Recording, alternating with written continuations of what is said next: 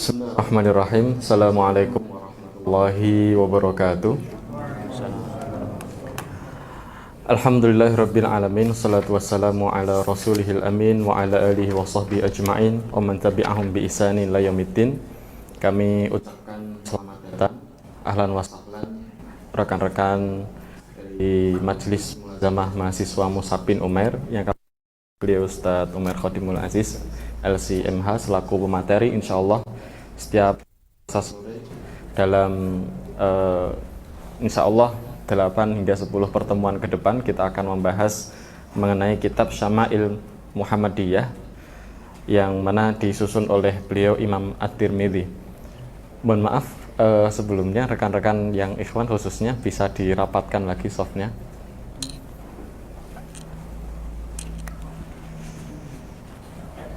Sini dulu enggak apa-apa.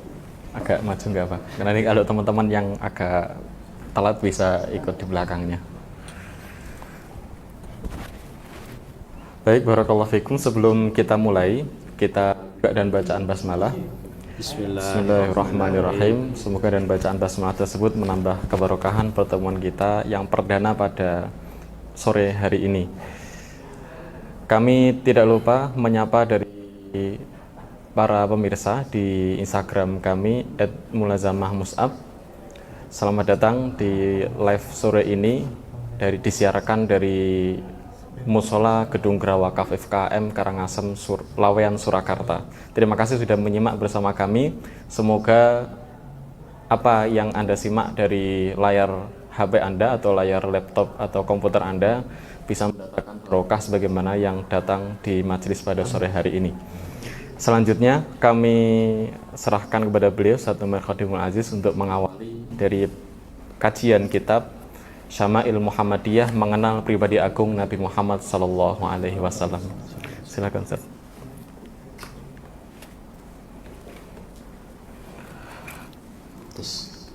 Bismillahirrahmanirrahim. Assalamualaikum warahmatullahi wabarakatuh. Waalaikumsalam warahmatullahi wabarakatuh. Alhamdulillah. Alhamdulillahi wa kafa, wassalatu wassalamu ala nabiyina al-mustafa habibina wa rasulina Muhammadinil mujtaba wa ala alihi wa sahbihi wa kulli man ittaba al-huda. Asyhadu an la ilaha illallah wahdahu la syarika lah wa laysa lahu walada. Asyhadu anna Muhammadan abduhu wa rasuluhu ahlu sidqi wal wafa. Allahumma la sahla illa ma ja'altahu sahla wa anta in syi'ta taj'alul hazna sahla. Rabbi shrah li sadri wa yassir li amri wahlul 'uqdatan min lisani yafqahu qawli. Allahumma la taj'al musibatana fi dinina wa la taj'alid dunya akbara hammina wa la mablagha ilmina wa la tusallit alaina man la yarhamuna ya arhamar rahimin. Allahumma 'allimna ma yanfa'una wanfa'na bima 'allamtana warzuqna ilma wa jannibna ma yadurruna fi dinina wa dunyana. Allahumma anta rabbi la ilaha illa anta khalaqtani wa ana abduka wa ana ala ahdika wa wa'dika mastata'tu a'udzu bika min syarri ma sana'tu abu'u laka bi ni'matika alayya wa abu'u bi dhanbi faghfir li fa innahu la yaghfiru dzunuba illa anta. Amma ba'd. Ma'asyiral muslimin muslimat, ikhwan akhwat, saudara-saudari, bapak ibu solihin solihat, a'azzakumullah jami'an.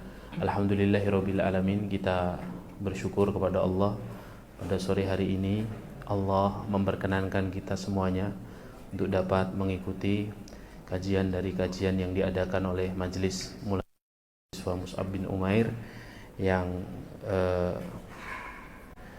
alhamdulillah sore ini kita bisa mulai untuk dapat mengkaji kitab karya dari ulama yang hanif, luas, mufid, nasihun, Muhammad bin Isa At-Tirmidzi rahimahullahu ta'ala.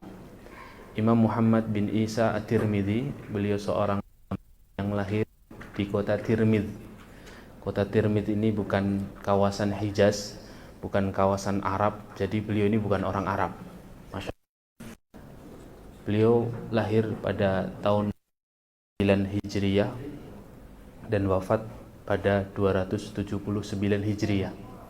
Beliau murid dari Imam Al-Bukhari Beliau murid dari Imam Abu Dawud, dan kitab beliau Jami'us Sunan dikenal dengan Sunan At-Tirmidzi, merupakan salah satu kitab induk dari 6 kitab induk utama kita mempelajari Rasulullah.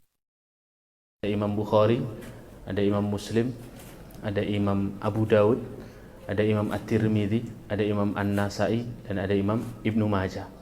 Ada imam-imam yang lain seperti Imam Ahmad, ya, ada Imam Malik. Tapi 6 kitab induk ini adalah kitab pertama dalam kitab Rasulullah SAW. Dan Imam dikenal orang sangat dan sangat faham tentang masalah hadis. Maka sudah memberikan setiap hadis itu derajatnya, derajat sahih, derajat hasan, dhaif, gharib, dan lain sebagainya. Dan yang lebih menarik adalah ada satu kitab fenomenal yang dikarang oleh Imam At-Tirmidzi rahimahullah, yaitu kitab yang akan kita bahas, ya. Kitab ini menurut literatur yang ada, menurut Syekh Abdul Razak bin Abdul Muhsin Al-Badr, beliau mengatakan judul aslinya sebenarnya bukan Asy-Syama'il Al-Muhammadiyah, ya. Asy-Syama'il Al-Muhammadiyah ini, yang menamai Asy-Syama'il Al-Muhammadiyah adalah ulama-ulama kontemporer, ulama-ulama belakangan.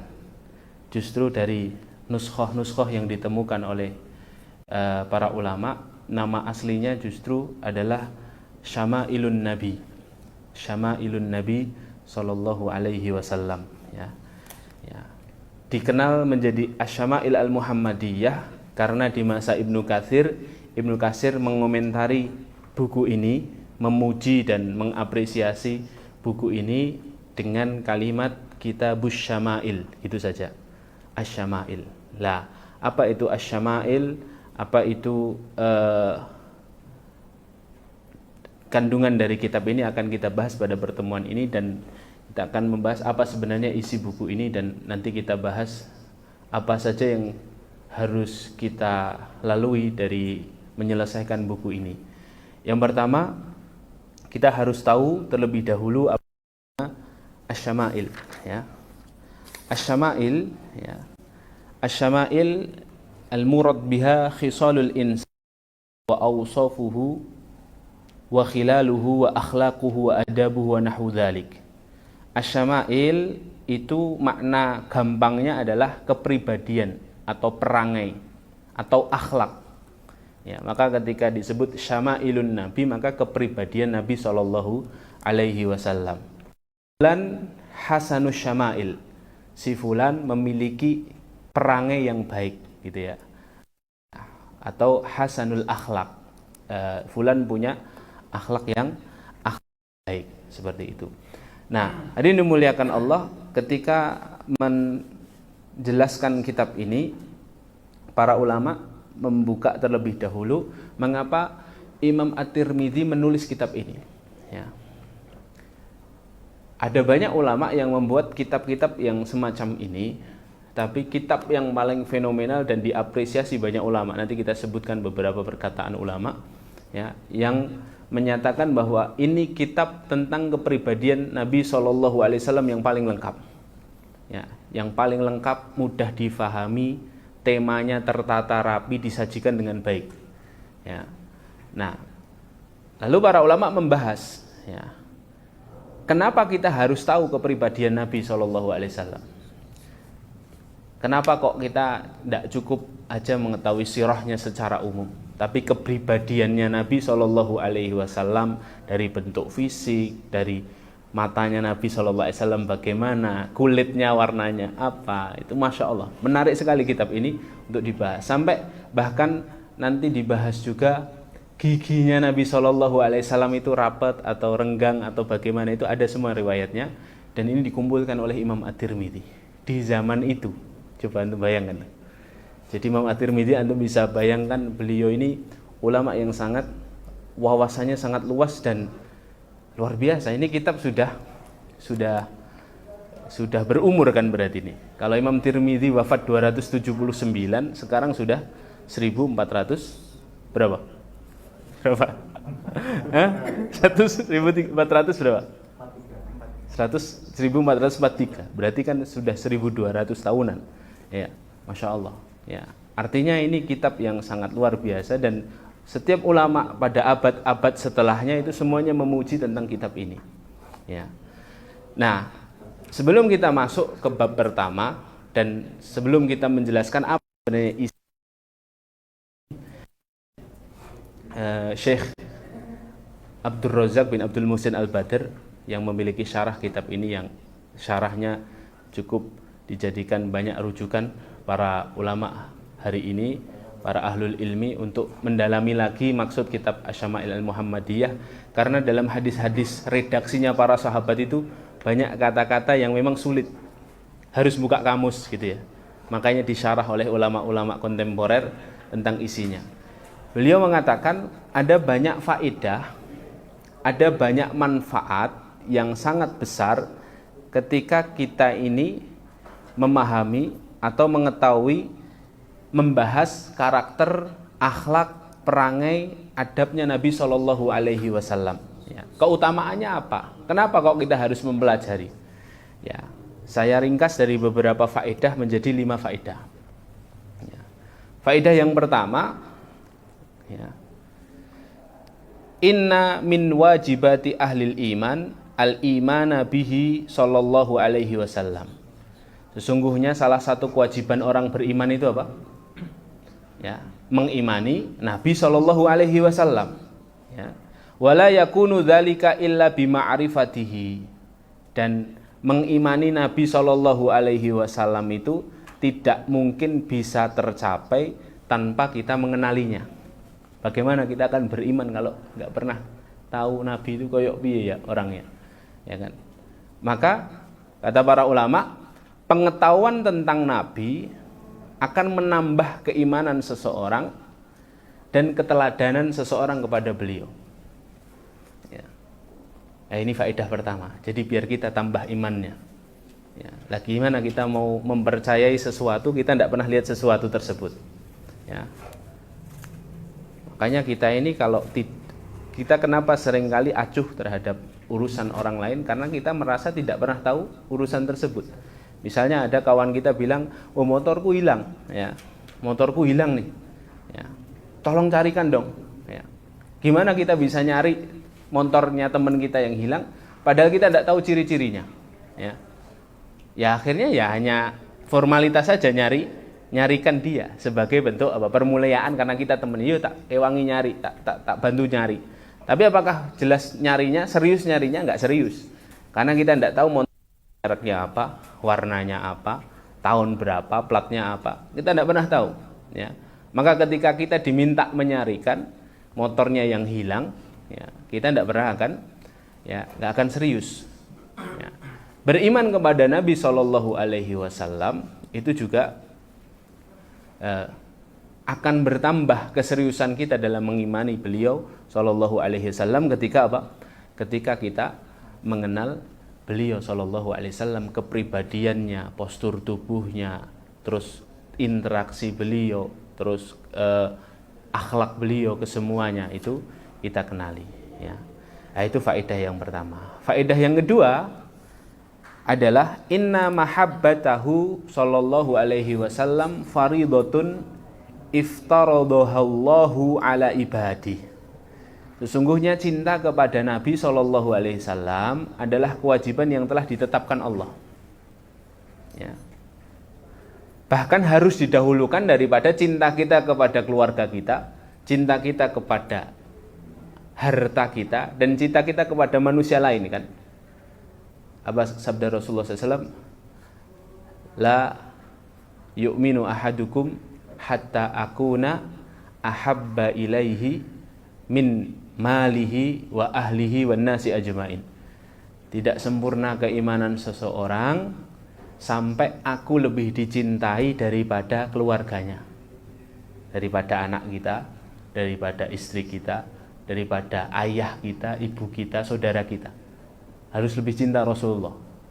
wa min malihi, dari hartanya. Dari harta kita harus lebih cinta Rasulullah. Makanya kalau ada tahrid, ya, motivasi untuk bersedekah, untuk beramal islami, untuk berjuang, ya sudah, keluarkan harta, karena ini perintah Rasulullah. Ya, wan nasi ajmain, dan aku harus lebih dicintai daripada cintanya seseorang kepada orang yang lain. Ya, kita cinta banget sama seseorang, itu harus kalah cintanya ketika kita harus cinta sama Nabi Shallallahu Alaihi Wasallam. Ya, lah, ketika kita tahu bahwa cintanya seseorang itu tidak boleh lebih besar kepada cinta dirinya kepada Nabi Shallallahu Alaihi Wasallam, ya, maka cinta kita itu akan membesar dan akan betul-betul kuat dan tulus ketika kita mengenal Nabi Shallallahu Alaihi Wasallam, mengenal kepribadiannya. Ya. Jadi cinta Nabi itu kan satu syariat.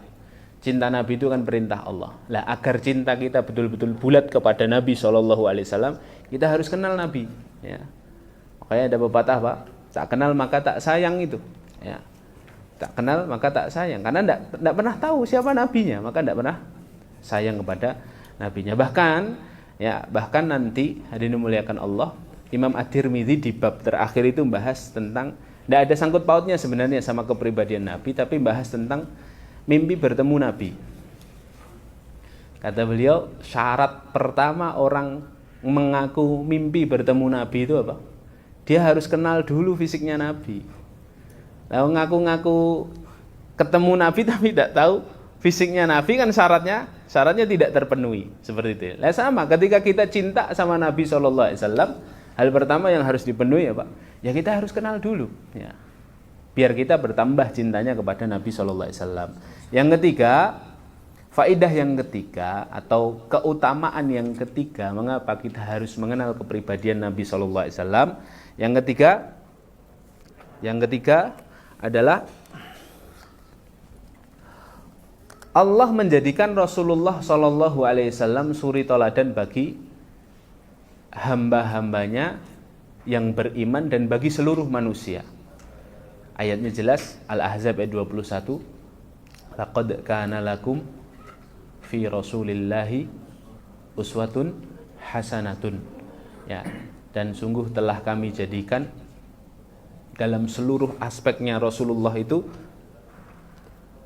uswatun hasanah, teladan yang baik bagi siapa? Bagi kalian. Ya. Jadi ketika Allah Subhanahu wa taala menjadikan Rasulullah sebagai suri teladan bagi seluruh manusia, bagi hamba-hamba Allah yang beriman khususnya, seseorang tidak akan mungkin bisa meneladani Rasulullah Shallallahu Alaihi Wasallam kecuali dengan mengenal serta mengetahui kepribadian beliau. Ya. Jadi keutamaan ketiga, gimana kita mau meneladani kalau kita tidak pernah tahu? Bagaimana kita mau meneladani kalau kita tidak pernah kenal akhlaknya Nabi, tidak pernah kenal fisiknya Nabi, tidak pernah kenal bagaimana Nabi SAW menjalani hari-harinya. Ya. Maka yang ketiga adalah masalah keteladanan. Yang pertama masalah keimanan, yang kedua masalah cinta kita pada Nabi, yang ketiga kita tidak mungkin bisa meneladani tanpa mengenali Nabi SAW.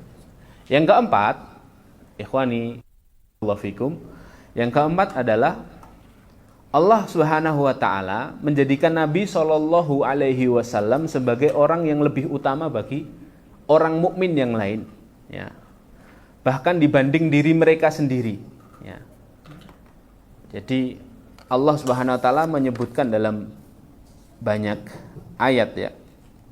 Misalnya di dalam surah Al-Ahzab ayat yang ke-6, nanti antum buka, an-nabiyyu aula bil mu'minina min anfusihim, dan nabi itu lebih utama daripada semua orang mukmin, ya, daripada diri-dirinya orang mukmin, ya. Maka apa? Kalau kita tahu bahwa Allah mengikrarkan dengan jelas, menjelaskan dengan gamblang kepada kita nabi itu lebih utama daripada semua orang, maka sudah menjadi kewajiban bagi kita untuk mengetahui kedudukan Nabi Shallallahu Alaihi Wasallam, ya. Karena yang paling top ini,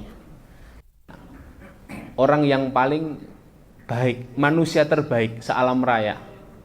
Ya, itu Nabi Shallallahu Alaihi Wasallam. Maka faedahnya apa? Kalau kita mengenal beliau Shallallahu Alaihi Wasallam, mengetahui kedudukannya beliau, ya kita pun punya peluang untuk menjadi manusia yang baik di mata Allah Subhanahu wa Ta'ala. Ya. Nah, itu yang keempat. Yang kelima, kata beliau, pensyarah hadis ini, pensyarah kitab ini, beliau mengatakan ya, bahwa Nabi Shallallahu Alaihi Wasallam, ya, Nabi Shallallahu Alaihi Wasallam, ya,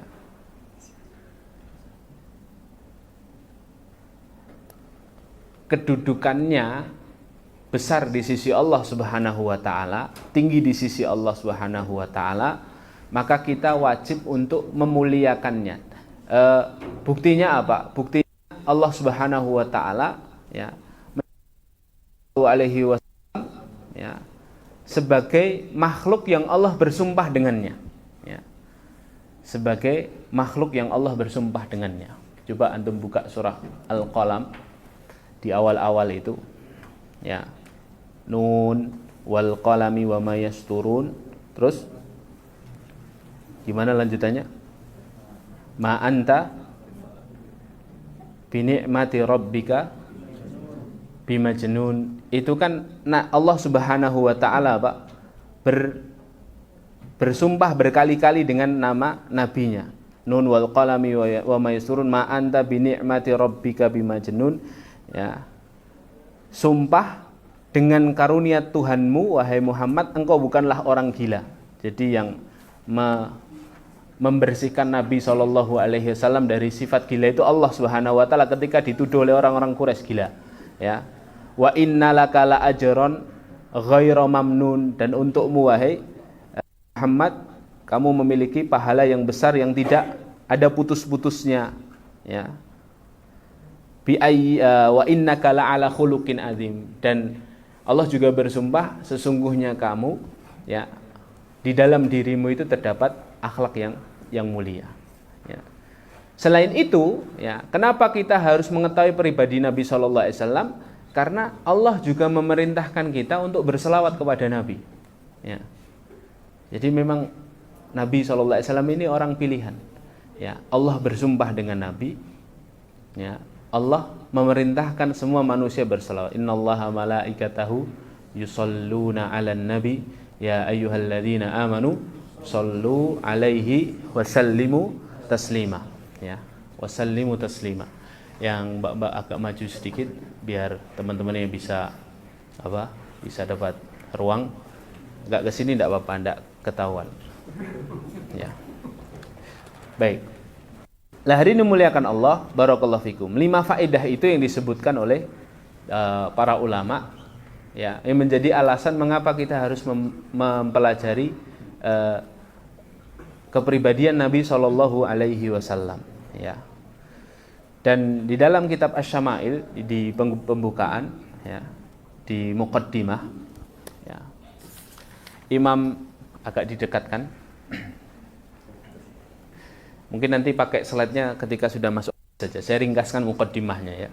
Di dalam muqaddimahnya Imam At-Tirmidzi menyebutkan 2 perkataan ulama besar di zaman sebelum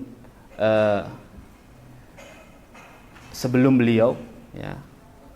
Yaitu bukan Imam At-Tirmidzi tapi Imam Syekh Abdul Razak bin Abdul Muhsin Al-Badr menyebutkan 2 pernyataan yang luar biasa soal masalah kedudukan Nabi Shallallahu Alaihi Wasallam ini. Ya. Yang pertama adalah perkataan Sufyan bin Uyainah. Ya. Perkataan Sufyan bin Uyainah. Sufyan bin Uyainah ini hidupnya lebih dulu daripada Imam At-Tirmidzi. Sufyan bin Uyainah punya satu perkataan yang menarik. Inna Rasulullahi huwa al-mizanul akbar fa'al tu'radul asya. Ya. Nabi adalah parameter terbesar, segala sesuatu diukur dengan beliau Shallallahu Alaihi Wasallam. Jadi segala sesuatu ini kita ini benar atau salah itu ukurannya Nabi SAW. Fama wafaqaha fahuwal haq wa ma khalafaha fahuwal batil. Ya. Barang siapa yang sesuai dengan beliau maka di atas kebenaran. Barang siapa yang menyelisih berarti dia berada di atas kebatilan. Perkataannya Sufyan bin Uyainah dikutip oleh Khatib Al-Baghdadi dalam kitabnya Al-Jami' li Akhlaqir Rawi wa Adabi Sami. Ya. Jadi Nabi SAW itu kenapa kita harus mengenal lebih dekat? Karena parameter kebenaran itu ya Rasulullah SAW. Waman fama wafaqaha fahuwa alal haq, ya, waman khalafaha fahuwal batil. Ya, yang sesuai dengan Nabi mesti di atas kebenaran. Tapi kalau menyelisih Nabi pasti di atas kebatilan. Ibnul Qayyim dalam kitabnya Zadul Ma'ad juga pernah mengatakan ya fahmul miza tentang sallallahu alaihi wasallam ya ketika Ibnul Qayyim dia menjelaskan tentang kedudukan para nabi. Ibnul Qayyim mengatakan para nabi atau para rasul adalah parameter yang pertama ya, parameter yang utama, al-mizanur rajih ya. Aqwalihim wa a'malihim wa akhlaqihim mizanul aqwal wal akhlaq wal a'mal ya. Di mana yang namanya parameter itu akhlaknya seseorang, perkataannya seseorang, perbuatannya seseorang itu diukur dari akhlaknya Rasul ya, perkataannya Rasul sama perbuatannya Rasul ya. Yang menarik ini fad-daruratu ilaihim a'dhamu min daruratil ila ruh ila nuriha wa ila hayatiha. Kebutuhan kita kepada Rasul, kepada Rasulullah SAW ya, itu lebih besar dibandingkan kebutuhan badan terhadap ruh ya. Karena apa? Kalau badan ini butuh ruh ya, badan yang ada ruhnya itu tidak terlalu berguna kalau kita tidak kenal Rasul gitu ya. Kebutuhan kita kepada Rasul itu lebih besar daripada kebutuhan mata terhadap cahaya. Kenapa? Karena kalaupun mata kita bisa melihat cahaya, bisa membedakan warna, itu tidak lebih mulia ketika kita tidak mengenal Rasul. Karena kalau tidak kenal Rasul ya akhirnya mata kita jelalatan. Mata kita tidak kita gunakan dengan ya semestinya, sebagaimana syariat memerintahkan. Dan tidak lebih utama dari kebutuhan ruh terhadap kehidupan ya. Ruh itu kan harus hidup ya. Namanya ruh kalau sudah dicabut sudah ajalnya sudah tiba. Maka ruh itu ya butuh hidup. Tapi ruh yang hidup itu tidak terlalu penting kalau tidak kenal Rasul gitu loh maksudnya. Ya, sehingga segala sesuatu itu harus kita kenal Nabi Shallallahu Alaihi Wasallam. Ya. Makanya kitab ini sangat menginspirasi banyak ulama setelah Imam At-Tirmidzi. Di antaranya Ibnu Katsir dalam Al-Bidayah wan Nihayah, beliau mengatakan banyak orang menulis tentang kitab yang menjelaskan akhlak Nabi Shallallahu Alaihi Wasallam. Ya. Dan penulisan yang paling baik adalah penulisannya Al-Imam Muhammad bin Isa At-Tirmidzi, kata beliau. Jadi merekomendasikan kitab ini Imam Ibnu Katsir rahimahullah. Alasannya apa? Alasannya kata beliau yang pertama karena Imam At-Tirmidzi sangat baik dalam menghimpun tema. Jadi kalau antum buka daftar isi itu enak sekali. Kita tinggal ngecek antum mau tahu apa? Mau pengen tahu apanya Rasulullah SAW? Rambutnya Rasulullah ada. Rambutnya Rasulullah lurus, gondrong, atau pendek, atau ikal, bergelombang, semuanya ada. Terus kulitnya Rasulullah putih, hitam, sawo matang, kemerah-merahan, sudah dijelaskan. Jadi diurutkan sama Imam At-Tirmidzi. Makanya dapat apresiasi dari Ibnu Katsir karena sangat baik dalam menghimpun tema. Yang kedua, Pak, ya, beliau menyajikannya dengan sangat baik, ya, menyajikannya dengan sangat baik. Jadi beliau kumpulkan semua hadis tentang Rasulullah terus dibab-babkan, ya. Ya, maka Imam Ibnu Katsir sangat merekomendasikan kalau mau kenal tentang Nabi SAW baca kitab ini, Syama'ilun Nabi SAW. Ya. Dalam kitab Asy-Syama'il ini, rekan-rekan yang dimuliakan Allah, ikhwan akhwat azakumullah, Imam At-Tirmidzi membaginya menjadi 56 bab. Ya tadi, karena rinci tadi itu dibagi menjadi 56 bab dan ada 415 hadis di dalamnya. Jadi ini levelnya agak naik ya dibandingkan level kita bahas hadis arba'in ya. Hadis arba'in 40, ini 400 ya. Disuruh menyelesaikan 1 bulan ya. Ya gimana ceritanya ya? 4 pertemuan itu ya. Ya, makanya saya minta 8 pertemuan. Jadi antum istiqomah 8 pertemuan selesai insyaallah ya. Nah, dalam menjelaskan kepribadian Nabi SAW ini ya, Imam At-Tirmidzi dari berapa 56 bab itu dibagi menjadi 4 bagian. Bagian yang pertama, Imam At-Tirmidzi di awal-awal akan membahas tentang fisik Nabi SAW. Jadi fisik dari ujung sampai ujung itu dibahas sama Imam At-Tirmidzi.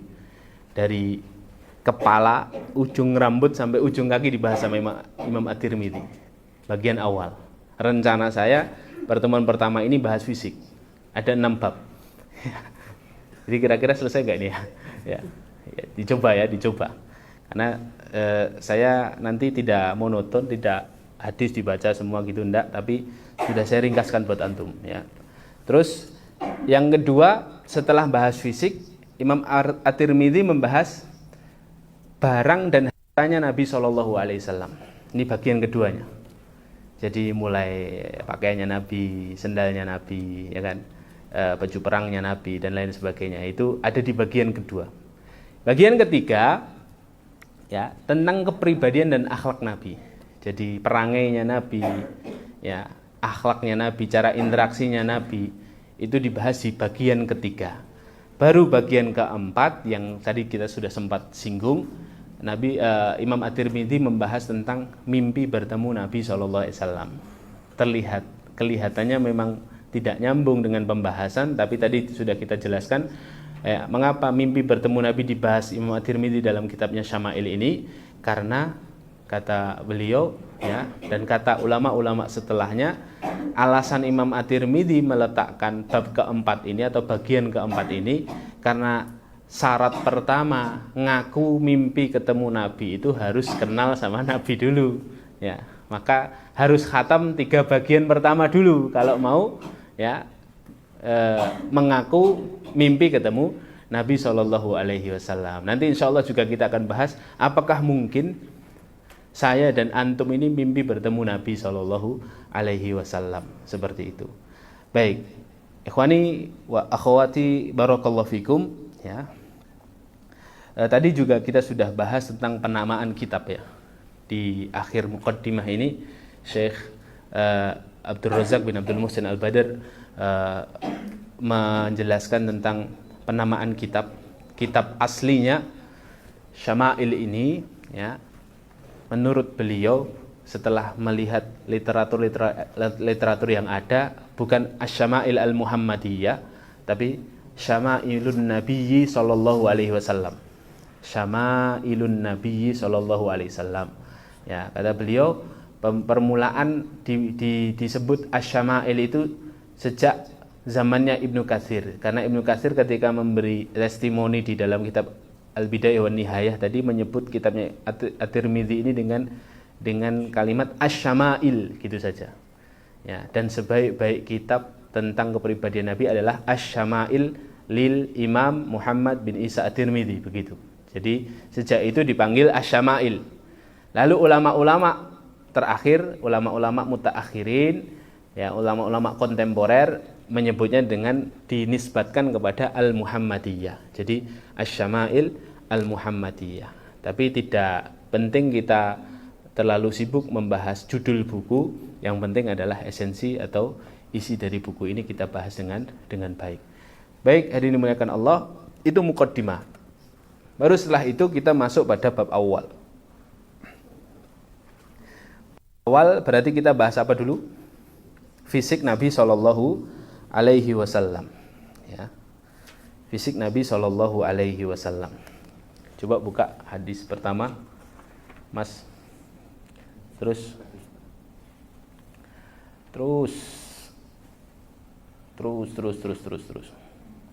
masih lama. Ya.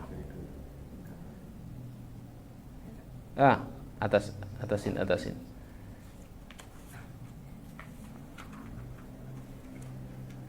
Ya, dibesarkan. Saya ingin antum menyimak hadisnya. Dibesarkan lagi. Ya. Antum menyimak hadisnya, baru setelah itu saya coba artikan dan kita coba lihat syarahnya para ulama begitu ya. Tapi secara cepat saja. Ya. Di hadis pertama, Imam At-Tirmidzi menyebutkan hadis Anas bin Malik.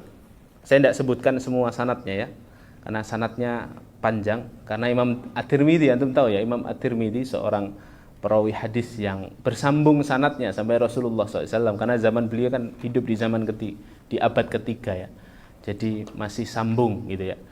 Kita saja yang di zaman sekarang sanadnya masih banyak yang bersambung sampai Rasulullah Shallallahu Alaihi Wasallam ya. Apalagi Imam At-Tirmidzi ini. Jadi saya sebutkan langsung nama sahabat saja. Ya, dari sahabat Anas bin Malik radhiyallahu anhu, annahu sami'ahu yaqulu, ya, bahwa Abdurrahman mendengar Anas bin Malik berkata, karena kurang dekat saya. Deketin lagi, terus sampai bisa dibaca. Ya. Ini halamannya tidak bisa dihapus, ini bisa kan? Ya udah gini aja. Itu ya. Kana Rasulullah sallallahu alaihi wasallam laisa bit tawilil ba'in wala bil qasiri. Ya. Nabi sallallahu alaihi wasallam bukanlah seseorang yang postur tubuhnya tinggi dan juga tidak terlalu pendek. Yang antum bayangkan dulu. Ya, tidak terlalu tinggi, tidak terlalu pendek, ya. Artinya Nabi SAW memiliki postur tubuh yang proporsional, tidak terlalu tinggi dan tidak terlalu pendek. Wala bil abyadil amhaq. Ya. Nabi SAW, ya, warna kulit beliau Sallallahu Alaihi Wasallam tidak terlalu putih, tapi juga tidak sawo matang. Makanya Syekh Abdul Razak berkata, yang dimaksud wala bil abyadil amhaq itu artinya warna kulit Nabi SAW putih kemerah-merahan. Putih kemerah-merahan. Ya. Ini yang antum penting untuk antum catat ya. Nanti saya pingin antum saya tunjuk random menggambarkan Nabi kayak gimana. Gitu ya. Terus lanjutannya ya. Wala bil jad'i al qatat wala bis sabti. Rambut beliau sallallahu alaihi wasallam itu ya pertengahan, tidak lurus, tidak keriting. Berarti apa? Ikal bergelombang. Nah. Wah, langsung Mas Yusril megang-megang kepala. Wes koyo nabi gitu berarti gitu ya. Ya enggak apa-apa ya kan, itu berarti bentuk cinta kita sama Nabi. Tapi nanti akan ada pembahasan apakah ketika Nabi rambutnya panjang terus kita ngikuti rambut panjang gondrong itu apakah sunnah atau enggak. Lah itu nanti dibahas. Ya, nanti dibahas. Sabar dulu yang rambutnya pada gondrong dia. Ya. Terus ya dilanjut di situ ya. Ba'atsahullahu ta'ala ala ra'si arba'ina sanah. Allah mengutus Nabi SAW, kata Anas bin Malik, ya, pada usia 40 tahun. Fa'aqama bi Makkah asra sinin. Nabi SAW tinggal di Mekah 10 tahun, ya, dan di Madinah 10 tahun. Ya, itu perkiraannya Anas bin Malik. Tapi yang tepat kan di Madinah 13 tahun ya. 10 tahun dan 13 tahun ya. 13 di Mekah, 10 di Madinah. Wa tawaffahullahu ala ra'si sittina sana. Ya, dan Nabi SAW wafat usianya sekitaran 60 tahun. Walaysa fi ra'sihi wa lihyatihi isruna sya'rah bayda. Dan di kepala beliau juga jenggot beliau tidak lebih dari 20 helai uban. Coba usia 60 tahun Nabi SAW itu ubannya tidak terlalu banyak. Nanti dirinci lagi di bab rambut Rasulullah. Ini yang soal rambut nanti tidak kita terlalu bahas panjang. Kita bahas soal postur dulu ya. Postur dulu. Nah, itu pengakuannya Anas. Lalu di hadis kedua. Masih hadis Anas, ya. Karena Rasulullah sallallahu alaihi wasallam raba'atan laisa bitawil wala bil qasir. Hasanal jismi wa kana sya'ruhu laisa bijad'in wala sabatin asmarul laun. Idza masya yatakaffa, ya. Hadisnya ini sudah kita baca tadi esensinya, yang belum idza masa yatakaffa. Idza masa yatakaffa itu, ya, jika beliau berjalan dengan cepat seakan-akan turun dari bukit. Jadi Rasulullah itu tegap berarti orangnya, ya. Jadi kalau jalan itu ya nggak kelemar-kelemar, ya. Jalan itu ya kayak orang mau turun bukit, antum tahu kan? Orang turun bukit kan harus nahan kan? Nah itu. Jadi Rasulullah SAW itu seorang yang ketika jalan itu tegap dan jalannya cepat, ya. Tidak berlambat-lambat, ya. Nah itu yang kedua. Hadis ketiga, atas dulu sih, nomor 3, ya. Nah, hadis Barra bin Azib kan, Al-Barra bin Azib ini kan sahabat, ya. Yaqulu, beliau berkata radhiyallahu anhu, kana Rasulullah sallallahu alaihi wasallam rajulan marbu'an. Nabi sallallahu alaihi wasallam seorang yang posturnya ideal. Marbu itu ideal. Kata sahabat lain ya, berarti referensinya tidak hanya Anas bin Malik, ya. Ba'ida ma bainal mankibaihi atau mankibaini.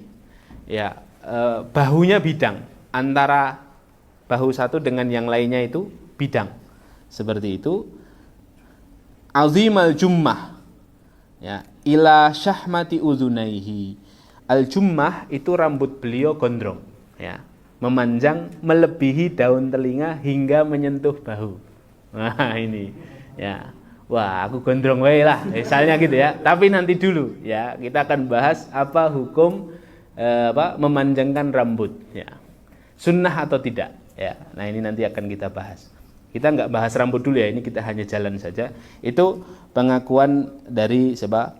Barra, Al-Barra, ya. Alaihi hullatu hamra ma ra'aitu syai'an qattu ahsana minhu. Dan Nabi sallallahu alaihi wasallam yang aku lihat sering menggunakan pakaian hullah itu 2 lembar. Hullah itu kalau perempuan itu rok sama atasan gitu ya. Kalau laki-laki gamis sama sirwal gitu loh. Hullah itu 2 lembar. Lembar yang pertama namanya al-izar, sarung. Lembar yang kedua namanya ar-rida. Rida itu selendang, ya.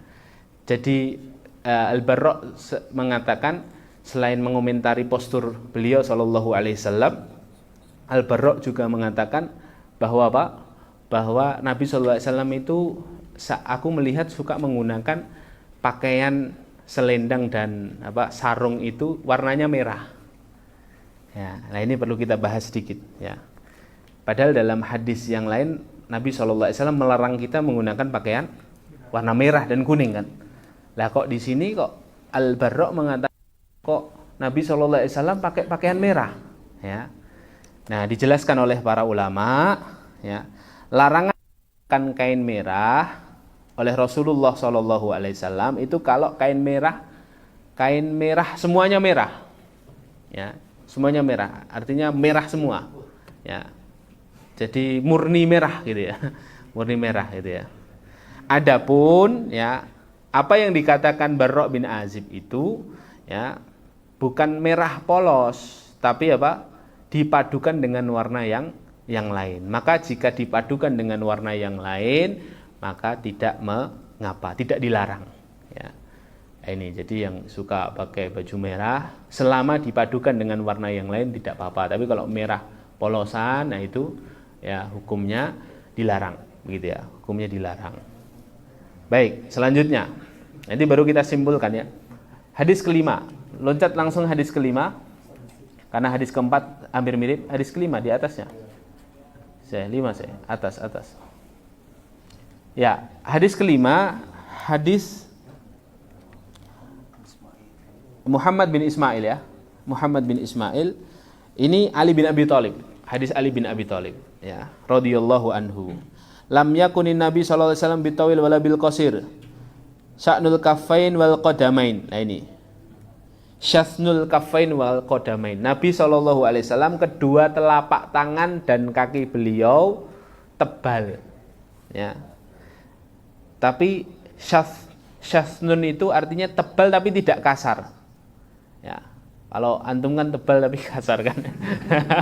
Kalau Nabi SAW tebal tapi tidak kasar ya. Itu bayangkan sendiri ya. Ya. Bahkan ini ya Anas bin Malik. Jadi yang komentar tadi Ali bin Abi Thalib. Anas bin Malik dalam sebuah hadis yang lain mengatakan wala masistu khazzan wala hariran wala syai'an kana alyan min kafi Rasulillah SAW. Aku belum pernah menyentuh kain, menyentuh sutra atau apapun yang lebih lembut daripada telapak tangan Nabi Sallallahu Alaihi Wasallam ya. Ini ibu-ibu kalah ini. Ibu-ibu tangannya kasar biasanya. Ya, umbah-umbah ya kan. Rajang-rajang sayur ini ya. Ini Nabi Shallallahu Alaihi Wasallam itu tangannya lembut lebih lembut daripada sutra kata Anas bin Malik. Ya. Lanjut hadis ke-6. Saya ambilkan inti-intinya saja ya. Karena sebagian pernyataan sahabat yang lain itu sudah diredaksikan oleh sahabat yang awal-awal kita sebutkan tadi. Hadis ke-6 sudah. Ini agak panjang. Ini masih sahabat Ali ketika mensifati Nabi Shallallahu Alaihi Wasallam. Setelah Nabi SAW wafat, sahabat Ali mensifati. Lam yakun Rasulullah Shallallahu Alaihi Wasallam bitawilil mumaghad wala bil qasil mutaraddid. Ya. Wa kana rab'atan minal qaum. Ya, Nabi tidak terlalu tinggi, Nabi tidak terlalu pendek, badannya proporsional. Lam yakun bil jad'il qatat wala bil bisabti. Ya. Kana jad'an rajulan walam yakun, nah ini walam yakun bil mutahham wala bil mukalsam. Beliau ini tidak terlalu gemuk ya. Dan juga wajah beliau itu bulat ya. Jadi tapi bulatnya tidak terlalu gemuk ya. Nanti dalam redaksi yang lain ya, tengkorak beliau atau kepala beliau sallallahu alaihi wasallam itu bulatnya tidak bulat bunder, tapi bulat yang oval ya, lonjong ya. Ya, bahasanya bukan lonjong akhi, bahasanya itu ada sendiri. Kalau lonjong itu kayaknya nggak pas itu ya. Bahasanya itu ya memanjang. Jadi bulatnya itu memanjang, oval, memanjang. Jadi bukan yang bunder ngeleker, bukan, tapi memanjang ya. Sallallahu alaihi wasallam ya. Wa kana fi wajhi tadwir tadi. Abyad musyrab ad'ajil ainain ya. Ad'ajil ainain ini mata beliau. Ya, beliau memiliki al-ad'aj itu artinya itu ya di situ ya. Yang mana ad'aj? Coba. Ad'aj itu artinya ya, antum yang pegang kursor ya, Syekh. Ya. Di blog bisa enggak bisa. Ini soalnya bukan dari Word. Ad'aj itu artinya memiliki bola mata yang hitam dan tajam. Ya. Ya, jadi bola mata beliau itu hitam dan tajam. Hitamnya itu hitam tajam. Ahdabul asfar. Ahdab itu memiliki alis yang panjang dan tebal. Nah, lu sudah bisa bayangkan ya. Beliau sallallahu alaihi wasallam. Jadi matanya hitam, terus alisnya itu panjang tebal ya. Alis beliau panjang tebal. Faida terus jalilul musyash wal katid ya. Nah ini tengkorak beliau besar dan bahu beliau bidang tadi sudah. Wa ajradu zu masrubatin ya. Beliau memiliki bulu dada yang memanjang dari dada sampai perut. Ini redaksinya siapa? Ali bin Abi Thalib. Sejak kecil tinggal sama Nabi Shallallahu Alaihi Wasallam. Ya, jadi antum harus tahu ini sumbernya dari siapa ya, bukan dari orang luar rumah Nabi Shallallahu Alaihi Wasallam. Ini orang dalam, gitu ya, orang dalam. Jadi kalau ada redaksi tahu bulu dadanya Rasulullah SAW itu ya wajar. Ya, terus ya. Syasnul kaffain ini tadi awal qadamain. Ini apa tadi? Syasnul kaffain tadi apa? Tebal telapak tangan beliau dan kaki beliau idza masya taqalla'a ka'annama yanhitu fi syabab. Nabi sallallahu alaihi wasallam kalau jalan itu cepat seperti turun tadi ya, seperti sedang berjalan di turunan. Wa idzal tafata iltafata ma'an. Nabi sallallahu alaihi wasallam apabila beliau menoleh ke belakang, maka tubuh beliau juga menoleh ke belakang, ya. Kata para ulama, ini wujud kemurahan hati beliau sallallahu alaihi wasallam dan kesantunan Nabi sallallahu alaihi wasallam. Jadi kalau Nabi itu tidak pernah ngomong membelakangi orang, tidak pernah, ya. Pilih, ya tidak pernah, ya. Ya. Ya gini dulu, ya, belok dulu, ya, iltafata ma'an, ya. Jadi menoleh semuanya sak tubuhnya. Nah, itu Nabi sallallahu alaihi wasallam, ya. Terus kata sahabat Ali, baina katafaihi khatamun nubuwah, ya. Di antara ini namanya apa ini ya? Bahu, ya. Dua telang belikat beliau di tengah-tengah ini ada khatamun nubuwahnya, ada tanda kenabian, ya. Ya, dan khatamun nubuwah itu merupakan tanda bagi nabi terakhir dan tidak ada nabi selain beliau sallallahu alaihi wasallam sebagaimana disebutkan dalam surah Al-Ahzab ayat yang ke-40. Maka Muhammadun aba ahadim mir rijalikum walakin Rasulullah wa khataman nabiyyin. Ya, jadi Nabi sallallahu alaihi wasallam itu memang nabi penutup, nabi terakhir. Terus ya, ini memang agak panjang ini hadisnya Ali bin Abi Thalib, ya.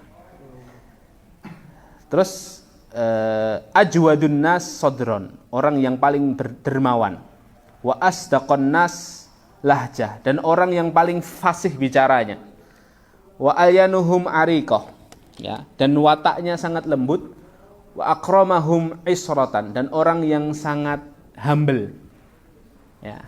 Isrotan itu kekeluargaan, humble gitu ya, orangnya ramah gitu ya, Nabi sallallahu alaihi wasallam. Man ra'ahu badihatahabahu, ya, barang siapa yang pertama kali bertemu Nabi sallallahu alaihi wasallam pasti akan memuliakan. Pasti testimoninya baik kalau pertama kali ketemu sama Nabi sallallahu alaihi wasallam.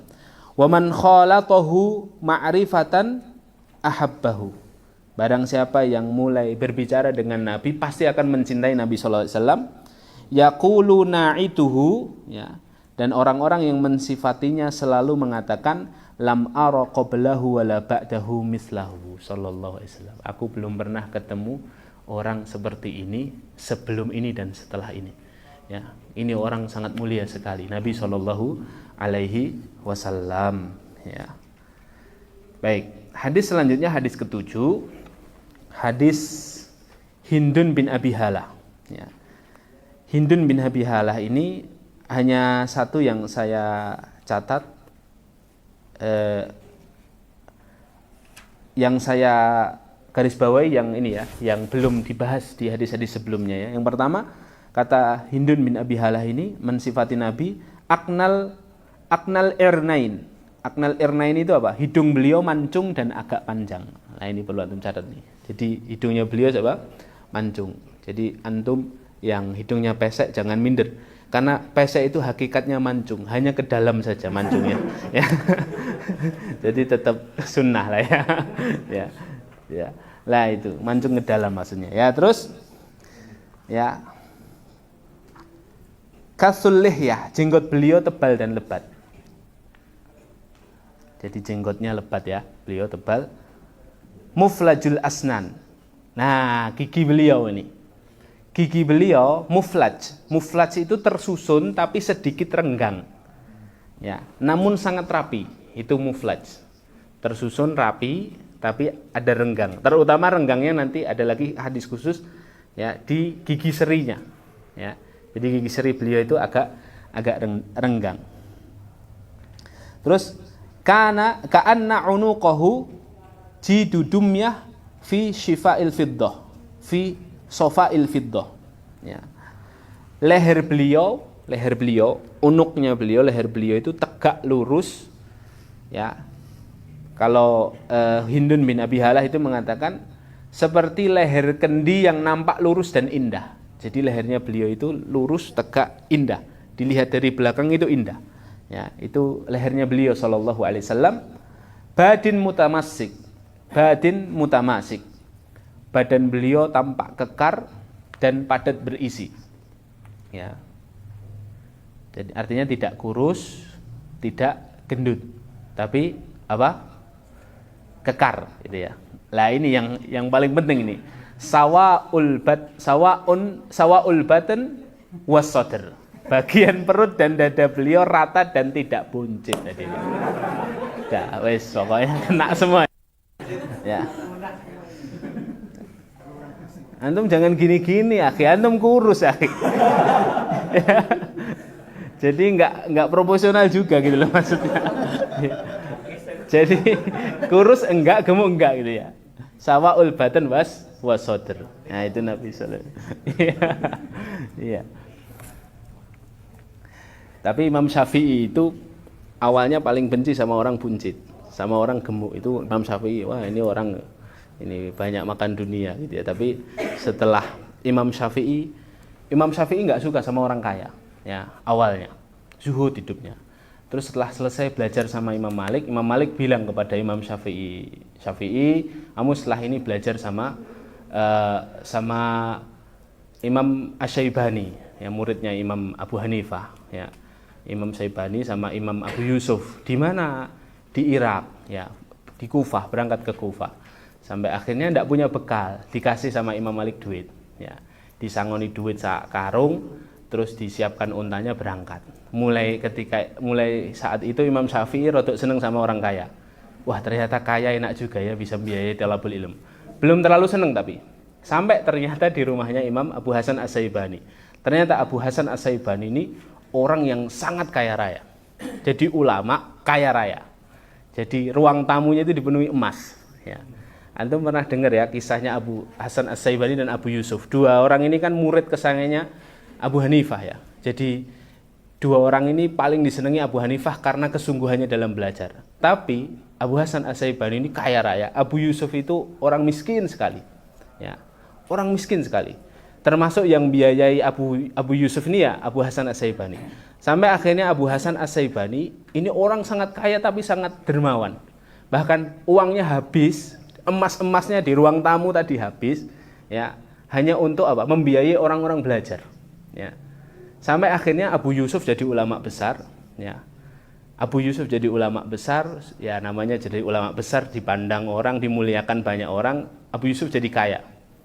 Abu Yusuf jadi kaya ngelihat Abu Hasan Asy-Syaibani kok miskin, ya, kok sudah habis uangnya.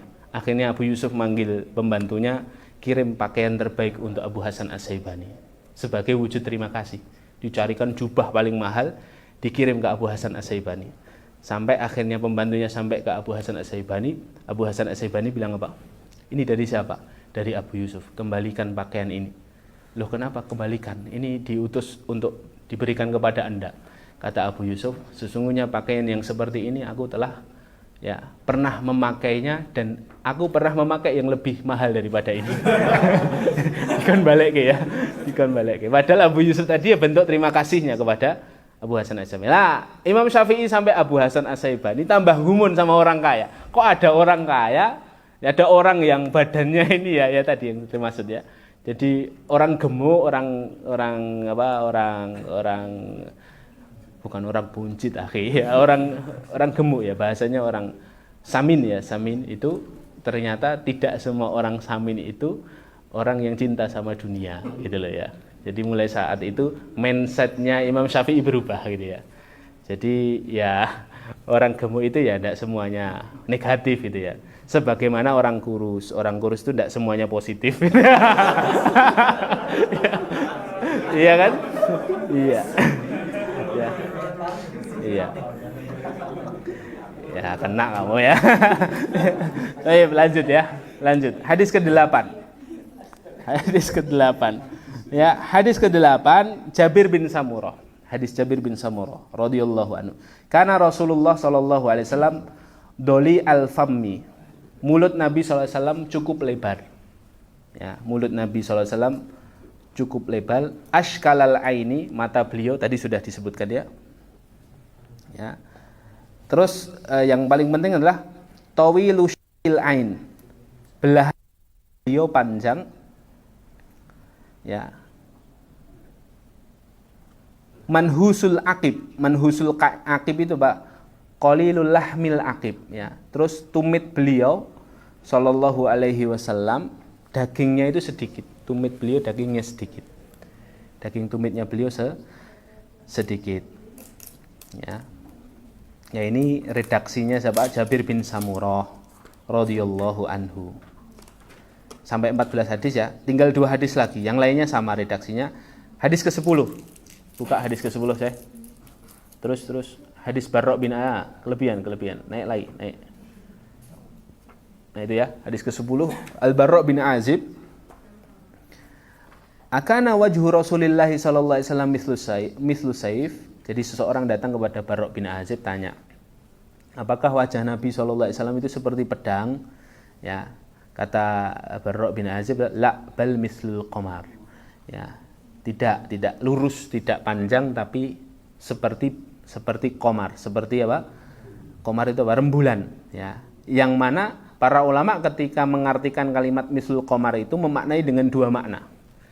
Maksudnya Al-Barra itu bisa jadi bercahaya seperti rembulan dan bulat seperti rembulan.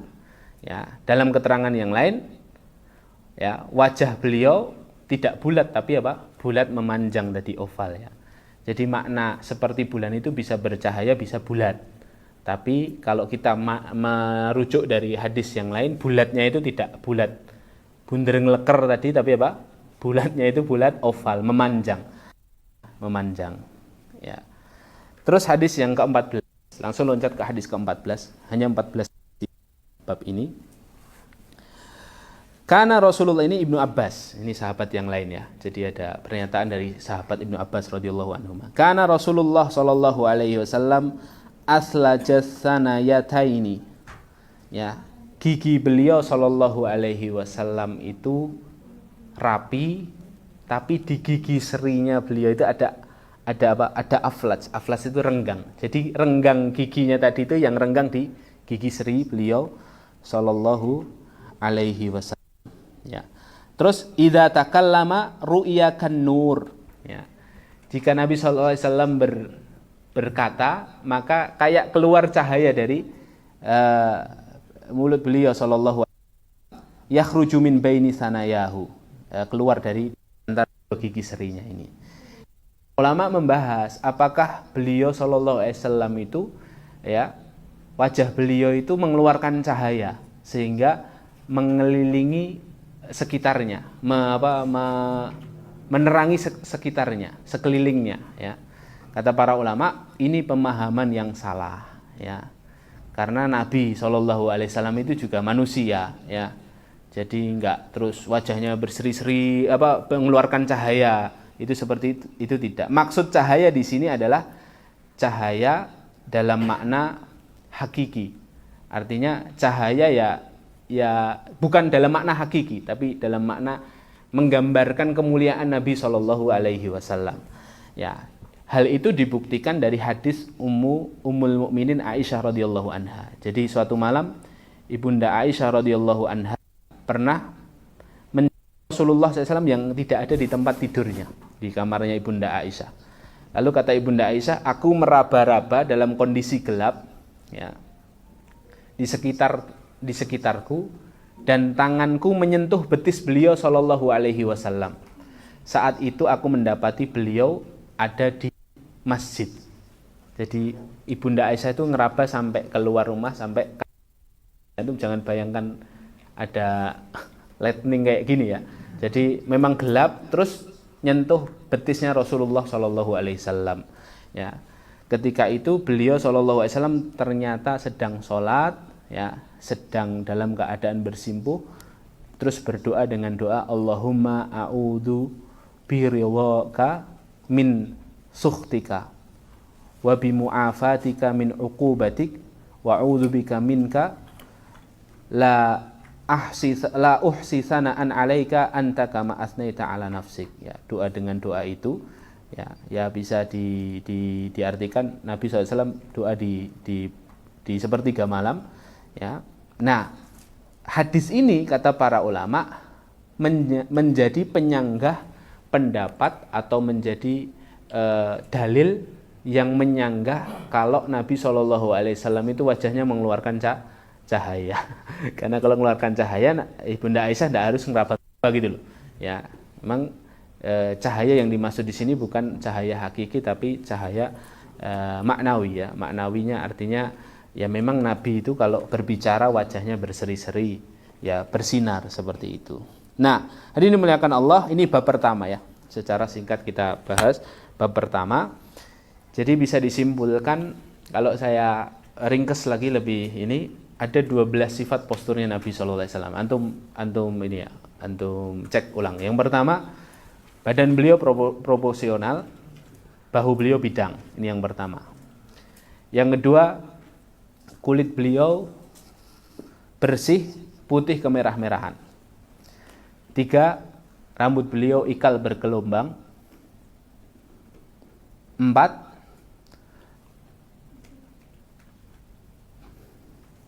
telapak tangan beliau lembut, lebih lembut daripada sutra tadi kata sahabat Anas ya. Yang kelima, telapak tangan dan kaki beliau tebal dan tidak kasar. Tebal tapi tidak kasar. Yang keenam, kepala beliau oval, ya bulat oval atau memanjang. Leher beliau tegak. Leher beliau tegak. Itu yang keenam. Yang ketujuh, bola mata beliau hitam dan tajam. Yang kedelapan, alis beliau tebal. Yang kesembilan, hidung beliau mancung. Yang kesepuluh, jenggot beliau tebal dan panjang. Yang ke-11, gigi beliau tersusun rapi, renggang di bagian gigi seri. Dan yang 12, perut dan dada beliau rata tidak buncit. Sudah ada gambaran ya, postur tubuh Nabi Shallallahu Alaihi Wasallam. Ini bab pertama. Lanjut bab kedua. Ya, kita lanjutkan dulu sampai jam 5 maksimal ya. Lanjut bab kedua. Bab kedua adalah bagaimana wujud atau bentuk khotam nubuwah Nabi Shallallahu Alaihi Wasallam. Ya, ini dibahas oleh Imam Tirmidzi. Jadi khotamnya itu bentuknya apa? Khotamnya ini segede apa? Warnanya apa? Tempatnya di mana? Itu ada hadis-hadisnya dikumpulkan Imam At-Tirmidzi.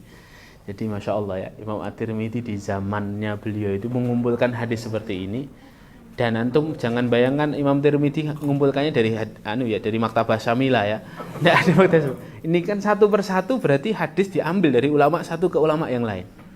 Jadi Masya Allah ya, tabahar ulumuhu, ilmunya itu menyamudra ya.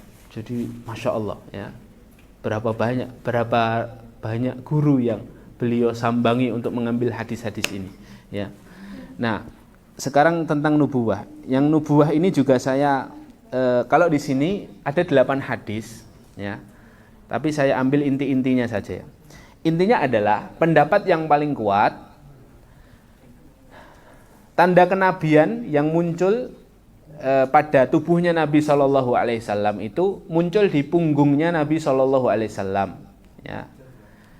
Munculnya kapan? Munculnya berbarengan pada hari bersamaan pada peristiwa kedatangan malaikat Jibril untuk apa? Untuk membelah dan membersihkan dada beliau Shallallahu Alaihi Wasallam dari hal-hal yang tidak baik. Ya. Di fase Mekah itu ya, kita sudah belajar sirahnya. Ya. Nah, sejak itulah ada khotam atau ada tanda kenabian. Ya. Wujudnya bagaimana? Ya. Wujudnya bagaimana kita akan coba bahas. Di hadis 15 dulu. Hadis 15. Sami'tu Sa'iq bin Yazid radhiyallahu anhu yaqul. Zahabtu bi khalati ilan Nabi sallallahu alaihi wasallam. Aku pergi sama bibiku kepada Nabi sallallahu alaihi wasallam. Faqalat ya, lalu bibiku mengatakan, "Ya Rasulullah, inna bani ukhti waji'." Nah, anaknya saudaraku, ponakanku sakit ya Rasulullah. Famasaha sallallahu alaihi wasallam ra'si fada'ali bil barakah wa tawaddo'a fasyaribtu min wudu'ihi. Ya. Lalu Nabi sallallahu alaihi wasallam mengusap kepalaku, kepala anak kecil ini. Jadi siapa? Sa'ik ini masih kecil, dibawa bibinya ke Nabi sallallahu alaihi wasallam. Bibinya mengadu, Sa'ik sakit ya Rasulullah ponakanku, minta didoakan. Terus sama Nabi diusap kepalanya, lalu didoakan keberkahan. Al-barokah di sini maksudnya konteksnya adalah kesembuhan ya. Ya, agar kondisinya membaik. Fatawaddoa, lalu Nabi sallallahu alaihi wasallam wudu. Bekas wudunya Nabi sallallahu alaihi wasallam suruh minum anak kecil bernama Sa'ik ini ya. Suruh minum ya. Dan faqumtu khalfa dhahrihi. Ya, aku berdiri di belakang punggungnya Nabi sallallahu alaihi wasallam, fa nadartu ilal khatam ya alladzi baina katafaihi. Aku melihat ada khotam tanda nubuah Nabi sallallahu alaihi wasallam di antara dua kataf. Dua kataf itu ya dua belikatnya beliau. Jadi pas tengah-tengah sini, di bawah leher ini. Di sini ya. Di punggungnya beliau ini ya. Dan hadirin dimuliakan Allah, setelah peristiwa itu dalam hadis yang lain, hadis riwayat Bukhari ya,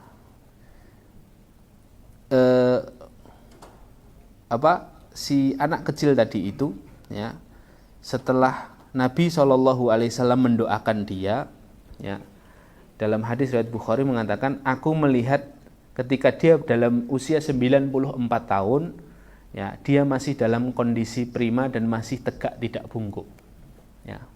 Ya, jadi anak yang didoakan Nabi SAW ya, dan beliau meninggal di Madinah pada tahun 91 Hijriyah dan berusia 96 tahun ya. Nah, yang membahas soal apa tadi? Soal khotam, para ulama juga membahas tentang baruk model Nabi SAW minum air wudhunya ini boleh nggak dilakukan hari ini gitu ya. Jenis tabarruk ini kata para ulama, tabarruk dengan air sisa wudhu, air ludah, terus rambut, sentuhan kulit dan lain sebagainya ya, merupakan sebuah kebenaran yang dikuatkan oleh dalil-dalil ya. Jadi ini benar, pernah terjadi di Nabi SAW, hadisnya hadis sahih. Hanya saja hal ini khusus hanya boleh dilakukan oleh Nabi SAW ya. Makanya air kobokannya ustadz-ustadz kita jangan antum minum ya, sakit nanti, apalagi zaman covid gini nih ya nanti kena Delta Plus nanti yang paling baru Delta Plus ini katanya hadirin ya, sudah menyerang Inggris, Rusia dan berbagai wilayah Eropa. Semoga sih tidak masuk Indonesia ya ini nggak tahu ini siapa yang bikin ya, kok bisa-bisanya bikin virus aneh-aneh ya. Baik, selanjutnya di antara hikmah dari posisi khatam nubuwah kata para ulama, khatam nubuwah itu dalam hadis yang lain disebutkan letaknya itu memang di sini tapi agak mengarah ke kiri, agak mengarah ke bahu sebelah kiri ya. Dan hikmahnya apa? Posisi tersebut kan dekat dengan jantung ya, sehingga dulu kan yang dibedah oleh malaikat Jibril itu kan jantungnya Nabi SAW. Nah itu khotamnya di dekat situ ya.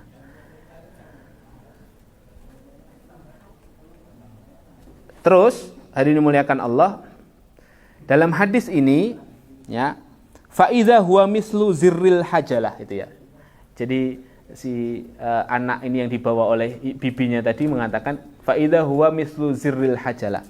Bentuk khotamnya Nabi SAW itu seperti telur burung merpati. Jadi sebesar telur burung merpati. Ada yang tahu telur burung merpati seberapa? Setelur ini ya, telur kampung itu ya, ayam kampung ya, yang putih itu ya. Kebesaran itu. Lebih kecil lagi, ya, lebih kecil lagi. Ya. Iya, burung merpati kan. Telur burung merpati. Seperti itu. Jadi intinya adalah semacam gundukan gitu ya. Ada semacam gundukan di itu. Gundukan di mana? Di punggungnya Nabi sallallahu alaihi wasallam. Ya. Saya lanjutkan hadis ke-17 ya. Ini hadisnya tidak banyak yang ini ya.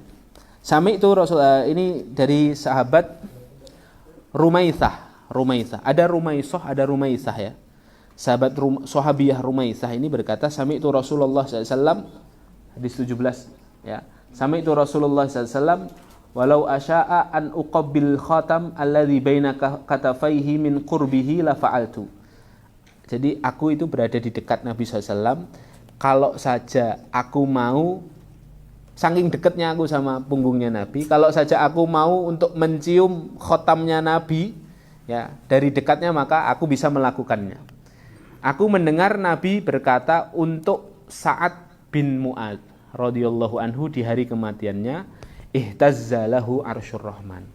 Arsy-nya Allah berguncang dengan kematiannya Sa'ad bin Mu'ad. Lah posisinya Rumaisah itu ada di dekatnya Nabi SAW.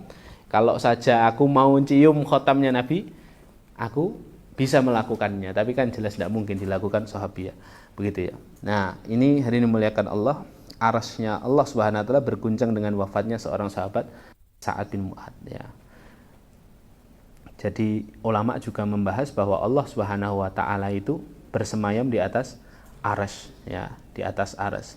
Maka dalilnya banyak, termasuk dalil ini ya. Ini menjelaskan bahwa Allah itu di atas arsy. Nah, kalau ada pendapat yang mengatakan, ada dua pendapat lain yang tidak benar.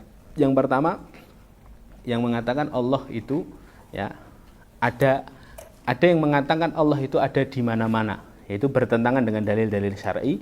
Ada juga yang mengatakan Allah itu tidak di atas, tidak di bawah, tidak di kanan, tidak di kiri, tidak di luar, tidak di dalam. Itu juga pendapat yang menyimpang, karena kalau Allah itu tidak di mana-mana berarti Allah bersifat adam. Allah bersifat adam itu berarti kan Allah tidak ada ya. Padahal Allah yang menciptakan kita. Maka pendapat yang benar, Allahu a'lam bishawab, adalah Allah itu bersemayam istiwa di atas arsy-nya begitu. Selanjutkan hadis terakhir nih, hadis 19, baru setelah itu kita simpulkan. Hadis ini diriwayatkan oleh Amru bin Akhtab al-Ansar ini. Qala li Rasulullah sallallahu alaihi wasallam, ya Aba Zaid udnu minni famsah dhuhri. Ya Abu Zaid, kemarilah, mendekatlah kepadaku. Famsah dhuhri ya. Sentuhlah punggungku ya. Famasah dhuhrahu. Lalu aku menyentuh, mengusap punggung beliau sallallahu alaihi wasallam ya. Fawaqa'at asabi'i alal khatam. Jari-jariku itu menyentuh khotam Nabi sallallahu alaihi wasallam. Qultu wa mal khatam ya. Qala sya'arat mujtami'at ya. Wa mal khatam qala sya'arat mujtami'at. Ini apa ya Rasulullah ya? Ini adalah sya'arat mujtami'at. Sya'arat mujtami'at itu kata para ulama di sini, kalau di situ diartikan apa? Gumpalan rambut. Jadi ada gumpalan seperti gumpalan rambut ya, bukan ada gumpalan rambutnya. Tapi maksud Rasulullah di sini, maksud Rasulullah adalah seperti gumpalan rambut. Jadi ya tadi sebesar, bentuknya itu sebesar apa? Sebesar telur merpati tadi, telur burung merpati ya.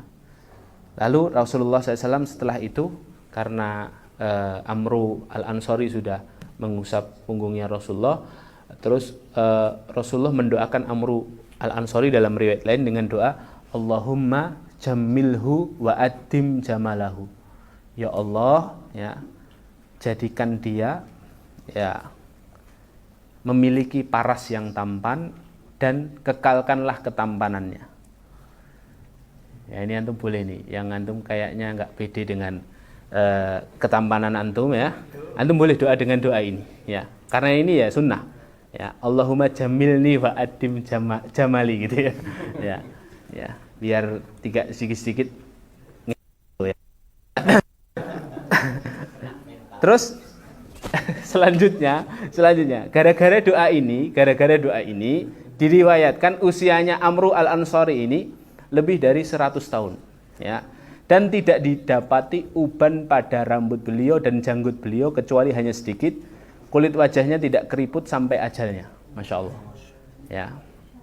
Kata Syekh Abdul Razak ketika mengomentari hadis ini, maka boleh seseorang berdoa dengan doa semacam ini dengan, ya ada syaratnya ya, dengan terus-menerus mengamalkan sunnah Nabi Shallallahu Alaihi Wasallam.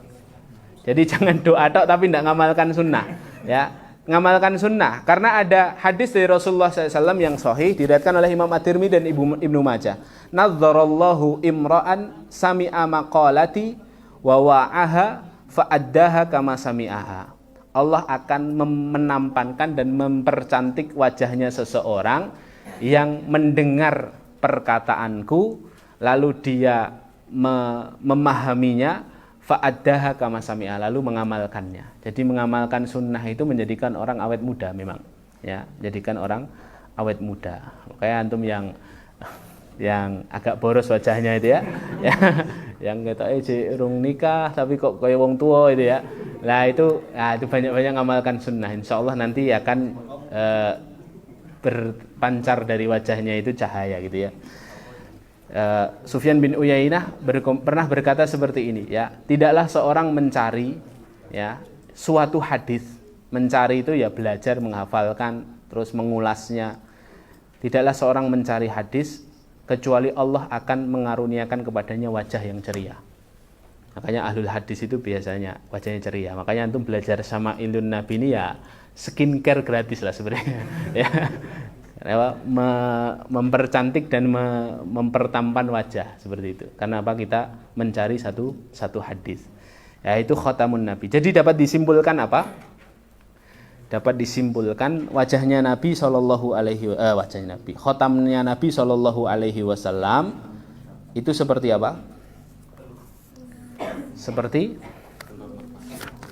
telur merpati, besarnya seperti telur merpati, lalu apa? Teksturnya kok tekstur toh, bukan tekstur. Ya. Lucu antum. Ya. Tempatnya di mana tempatnya? Di antara dua tulang bahu atau tulang belikat ini agak ke kiri gitu ya. Agak ke kiri, ya. Nah, ada pembahasan ulama yang lain di sini saya sebutkan sedikit ya. Saya sebutkan sedikit.